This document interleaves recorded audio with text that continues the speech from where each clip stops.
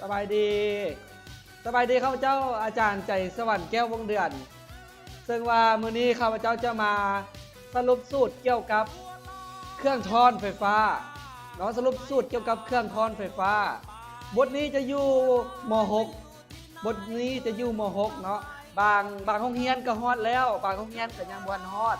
แต่ถ้าโรงเรียนใดยังบ่ฮอดก็เบิ่งไว้ก่อนแต่ถ้าโรงเรียนใดฮอดแล้วก็เป็นว่าอย่างเบิ่งเพื่อทบทวนความเข้าใจเนาะคือ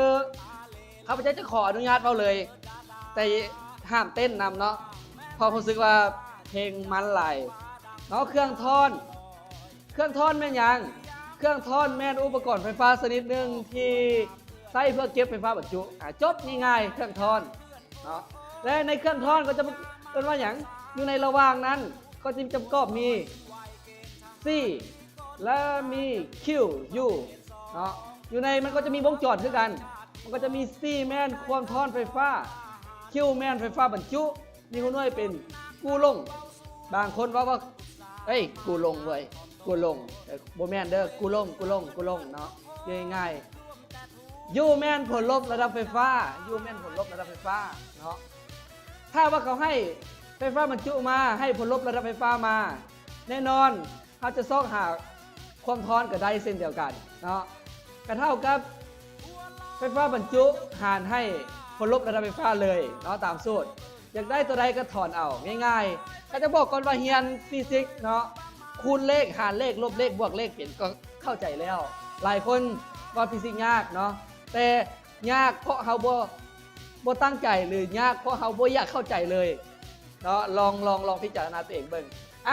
ในการมันจะมีวงจรเหมือนกันนี่เขาห้องมาวงจรการต่อเรียนของเครื่องทอนเห็นบ่มันต่อในสายเดียวกันนี่เขาเจ้าห้องว่าต่อเรียนต่อในแยกสายแบบนี้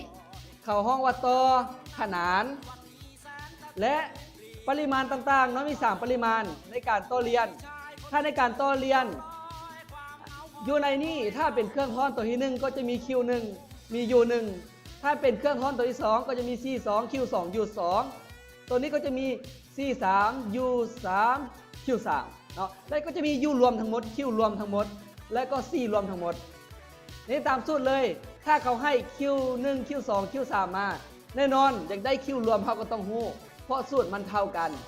จบเลยเนาะอยากได้ตัวใดนี่เบิ่งเอาตามนี้คิดไล่ตามนี้เนาะ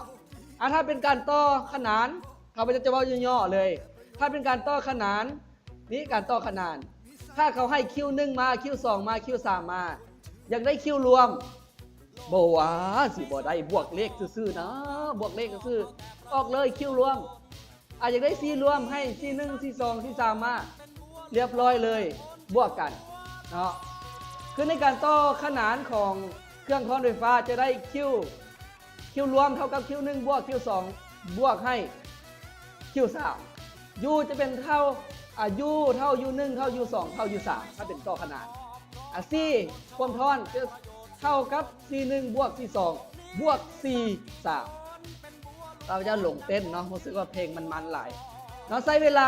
เบิ้งข้าพเจ้าบ่ฮอด5 นาทีเนาะอยากให้เบิ้งถึงว่าบ่เบิ้งข้าพเจ้าเวลาก็ผ่านไปอยู่ดีเนาะลองเบิ้งแล้วกรุณาใส่ปุ่มไลค์ปุ่มแชร์ให้เป็นประโยชน์เนาะเพื่อให้คนอื่นได้รับฟังนำเนาะกับบทเรียนที่เราเรียนมาเนาะหวังว่าลองเอาไปใส่เบิ้งถ้ามีบทฝึกหัดเนาะสามารถถ้ามีคำถามอย่างสามารถฝากมาทางคอมเมนต์ได้